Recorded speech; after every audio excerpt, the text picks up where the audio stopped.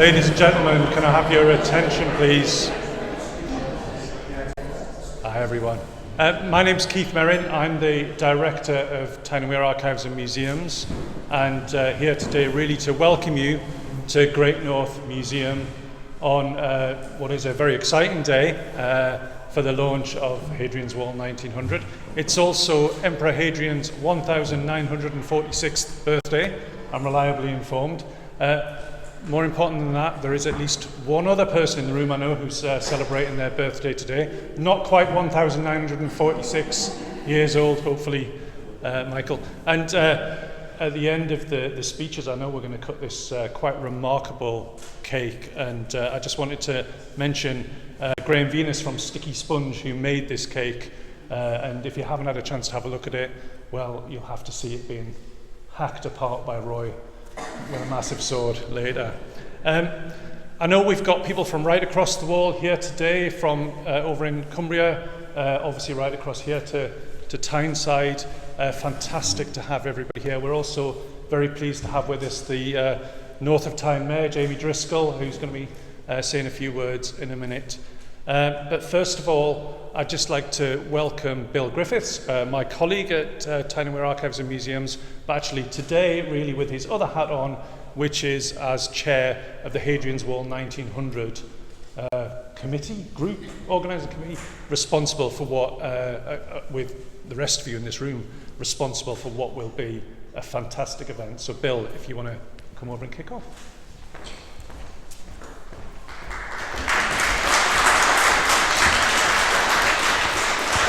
Thank you, Keith. I don't think we've ever settled on what we call ourselves. The Hadrian's Wall Festival Committee, Steering Group, Gang, Mob, Rabble, take your pick. You can decide at the end of the year. We should have a vote. It really is a great pleasure to welcome you all here today to mark the official start of what I'm sure is going to be one heck of a year. I have to start, however, with some apologies. The Hadrian's Wall Partnership Board Chair, Jane Lady Gibson, can't be with us today, but she's with us in thought and will be joining in the Zoom call later for the other cake, because there's much cake today. It's a day of cake. It's my job to really explain how the festival came about. Well, it came about because 1,900 years ago an emperor decided to build a wall. But moving on from that a little bit, I want to jump forward a mere 1,898 years to 2 years ago, when we were starting to think, we being the Hadrian's Wall Partnership Board and colleagues who work along the wall, came together to think, this is a significant anniversary, what should we do? Now, we've done things in the past with exhibitions and publications and conferences, but when we thought about it, we thought what we really want to do this time is involve everybody. And we really meant everybody. We wanted a festival for people to join in and explore what Hadrian's Wall really means to them. So instead of it being about the curators curating, it is absolutely about everybody joining in, exploring Hadrian's Wall in whatever it means. So it's not a festival of the Romans. There are Romans. We have one here today. He's heavily armed, so I have to be careful what I say. But it's not just about the Romans. It really, really is about 1,900 years of a World Heritage Site and everything that means to people, exploring it from every angle. Up to now, we've had 250 proposals for activity for this festival. You've got the walks, talks and exhibitions as you'd expect, but there's food, music, comedy, theatre, art, cake, and more besides. There's going to be artistic interventions in the landscape, and come the end of the year we're going to invite you all in for the Festival of Saturnalia, which will take place along the wall, that great Roman winter festival. And that 250, I am convinced, is just the start. Because as we're getting more publicity out about the festival, we're saying to everyone, don't just come along, join in. Hadrian's Wall belongs to you. If you live anywhere near Hadrian's Wall, it belongs to you. What do you want to do with it? What does it mean to you?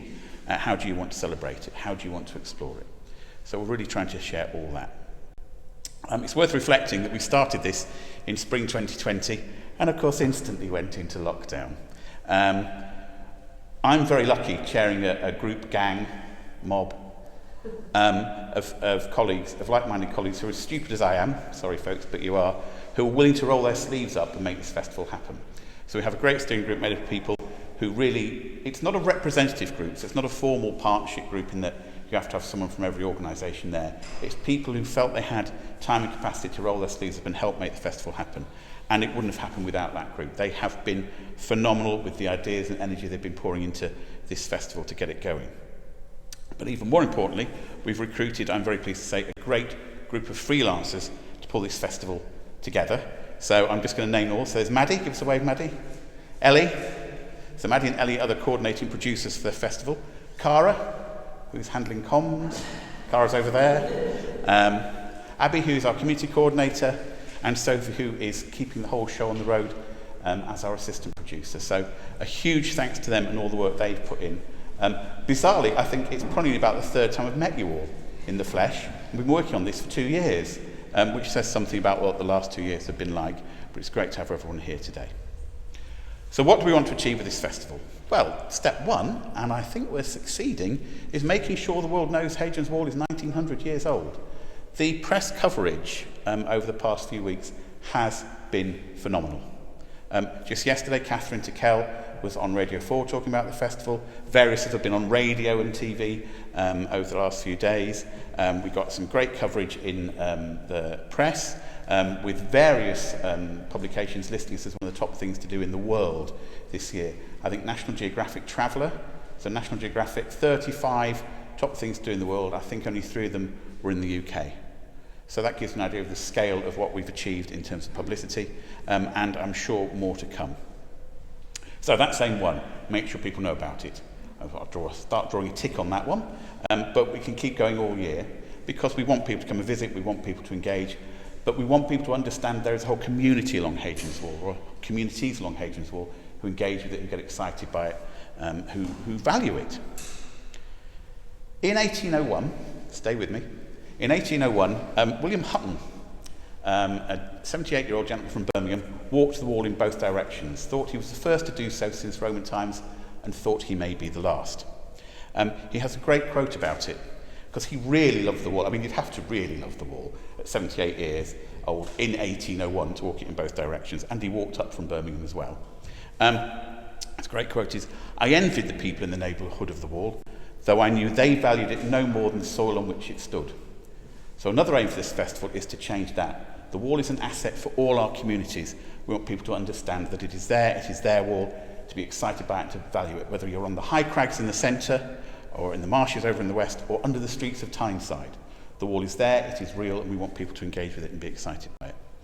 And we want to ensure the wall provides that economic benefit for the communities it serves.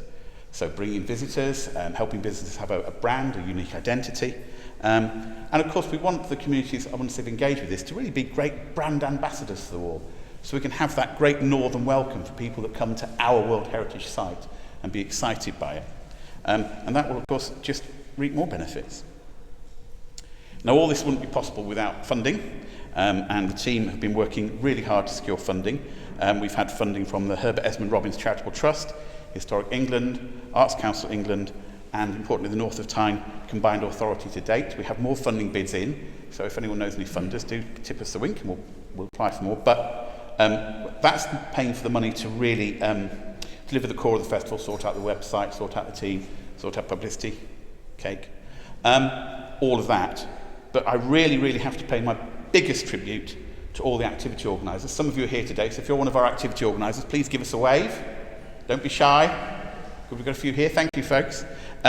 Because it is actually the sheer energy and the passion and excitement of those activity organisers that will make this festival. As I said, 250 different ideas so far. People are coming forward with stunning ideas all the time. That's what's going to make this an incredible year. So thank you to you all. Thank you.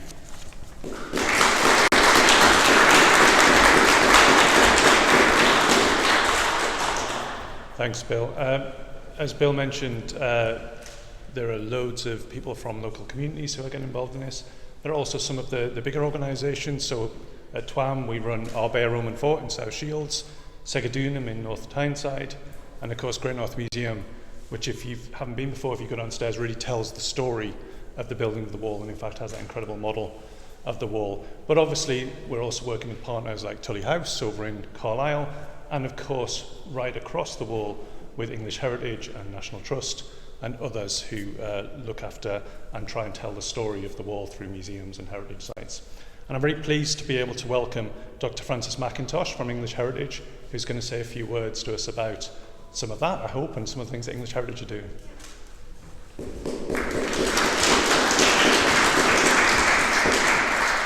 Thank you. Just a little anecdote to add to Bill's story about William Hutton's kind of dedication to the wall. He only did it in one pair of socks, and he very proudly writes that in his memoirs of the journey. I don't know how holy or smelly they were, but if you can find his memoirs of that journey, it's quite a good read. Now, as Keith said, I work for English Heritage, and we look after lots of sites along the wall, around about 30, which includes turrets and mile castles, bridges, as well as some of the forts. And we've been thinking a lot about what we can do. We didn't want to just do another Hadrian's Cavalry. As Bill and many of you know, Hadrian's Cavalry was a wonderful project in 2016, but it was very much the organisations who said, we're going to do all of these things for you guys who live or work or visit the wall. 1900s is something different. So English Heritage is doing a few things, but we're also hoping, and we're one of the bids that Bill mentioned, so we can help facilitate all of these community groups and locals who want to put on events. So we're really hoping that we'll be able to help support people that way. A couple of things we've got planned, which I think are quite exciting and I'm very keen to do. At Corbridge, we are... Oh, somebody is, I'm afraid, stuck outside. Sorry. So at Corbridge, which is the most northerly town in the Roman Empire, we're going to do a photography exhibition. So we didn't want to just do another archaeology exhibition. We're going to feature all of the men, and unfortunately, as a woman in archaeology, it pains me to say, they were all men, who did all of the hard graft for the excavations at Corbridge. Corbridge was excavated 1906 to 14, and we know the names of the 5 or 6 archaeologists and a couple of the wives who did the work and published it. But actually, all of the kind of hard graft and the moving of tons, and it really was tons of soil, was done by local labourers, and they're completely anonymous. We have these wonderful photographs by J.P. Gibson. I'm sure many of you will know his photographs, a chemist and a photographer in Hexham. But we don't know who these men were, who, when they first came to the excavations, it was just another job, rather than being in the mines or building a road or in the farmer's field. But by the end of the season, we know they were proud of what they were doing. When they found the Corbridge lion, one of our amazing objects, one of the first things they asked the archaeologists was, is it better than Flavinus, the tombstone in Hexham? Because they wanted to have that pride in what they were doing. And I think so many people who live along the wall and work along the wall feel that pride, and whether it's because they can make their business with B&Bs or with tours, or whether it's just because when their friends come to visit, they can take them to the wall and they say, this is in my, back garden. This is where we can take our visitors to see this amazing World Heritage site. And so hopefully the Corbridge exhibition is one way of celebrating the locals who played such a part in discovering Corbridge.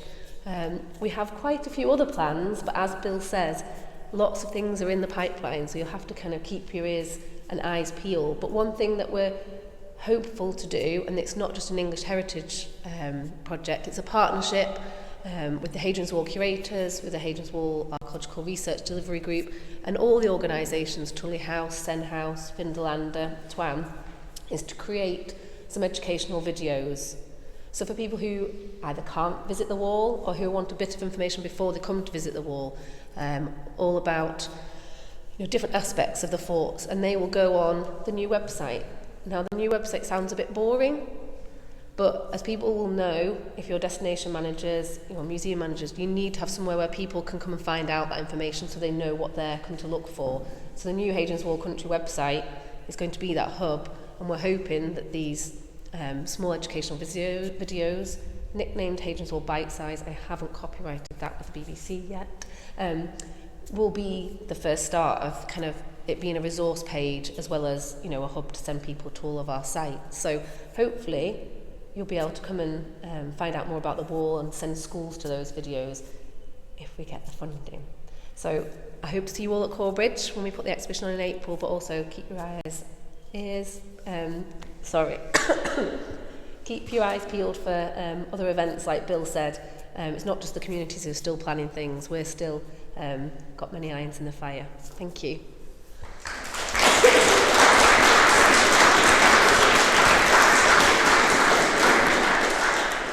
Bill mentioned the incredible partnership that sits behind Hadrian's Wall and Hadrian's Wall 1900 in particular, which of course many of you are involved in. But a strong part of that partnership is the incredible collaboration between all of the politicians across the wall and all of the authorities that sit across the wall, working collaboratively together to make Hadrian's Wall work. And obviously we couldn't invite all the politicians to come and speak today, but we're really pleased to be able to have North of Tyne Mayor Jamie Driscoll with us. And of course, as Bill also mentioned, the North of Tyne Combined Authority have also provided funding to support the Hadrian's Wall 1900 project. So double thanks to Jamie for being here with us today. You want to say a few words?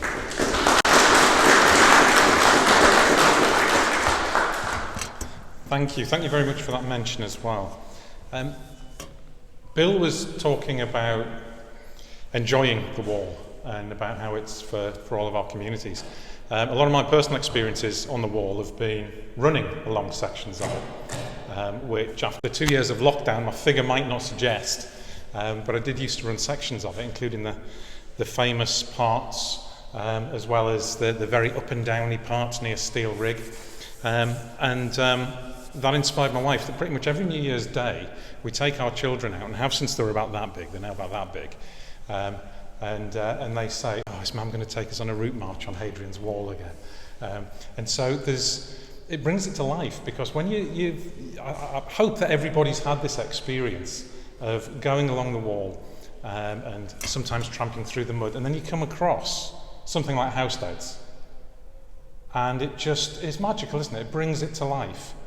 How long we've been here in the north, how multifaceted our culture is and our identity, and all of the people. You know, you think of soldiers from the Middle East came to get posted and stand there on the Great Windsail, blizzards blowing in their face, and think, what have I done to deserve coming here? And then the beauty of the summer in Northumberland. And actually, some years ago, I ran the marathon from Marathon to Athens. And there was a guy dressed not dissimilarly to our Roman soldier at the back, Rufus. This chap had his full armour on, and he was trying to run the marathon. I don't know, I didn't wait to see if he succeeded. But it gives you that idea of how history can inspire people, and how it still echoes down through the ages. And it would be good if one of the things to come out of this festival would be for Hollywood in particular to realise that you can't get from the White Cliffs of Dover to Nottingham via Sycamore Gap. We're talking actually about collaboration and the region's politicians coming together. At the moment, it's almost the case that the wall is the barrier from the north of Tyne. And I've just this morning been talking about devolution with my colleagues north and south of the river about how we come together. And that's part of the story of the wall as well. I'm sure that there are people far more knowledgeable than I am about the history. But of course, primarily, it was an artery for communication. It was about bringing people together, not keeping people out. And I think that's the symbol that we want to project in the region. We've put in £460,000 from north of Tyne. Fantastic work for all the committee. I know the open call for ideas is something like 170 suggestions come from local communities, which is fantastic. Including the crocheted pennants there, but a manga novel set on the wall, a new play by the On the Move Theatre Company that's going to be visiting village halls. All these sorts of vibrant ideas, because that's what the festival's about, running from January all the way through to the Saturnalia. I hope that we don't get at least television coverage of some of the historical aspects of the Saturnalia with people through the streets. We don't want any of that. But it kind of reminds us that we often forget what's on our doorstep. Hadrian's Wall is absolutely monumental in the literal sense of the word. You can see it from space. There are very few things that you can say that about. It's huge. And it echoes and it brings us together. So thank you to everybody who's involved in this. It's going to be a wonderful festival all year, and I'll be out at various different parts of the wall, all the way from Segadunum. Hopefully I'll make it all the way over to the Cumbria coast, but I'll definitely be through most of Northumberland. Thank you, everybody.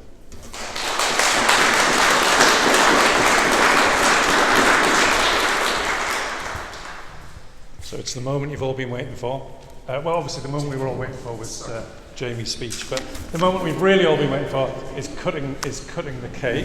But we're going to have two goes at this. First of all, really grateful to Roy, our Roman soldier, for being with us today, who has just armed himself. Please remain calm. Roy is going to come over and stage for the photos, cutting the cake with his sword. So that'll happen first. And then I mentioned our second birthday celebrant of the day, Michael Young, who I think is a tour guide on Hadrian's Wall, yeah. So Michael, we thought it was probably fitting for him to actually cut the cake. We won't be singing happy birthday, given COVID regulations and all that, but we will, inside our heads, be singing happy birthday to you, Michael, and to, maybe not so much to Hadrian, but certainly to you. So Roy, do you want to come and do the cake cutting first?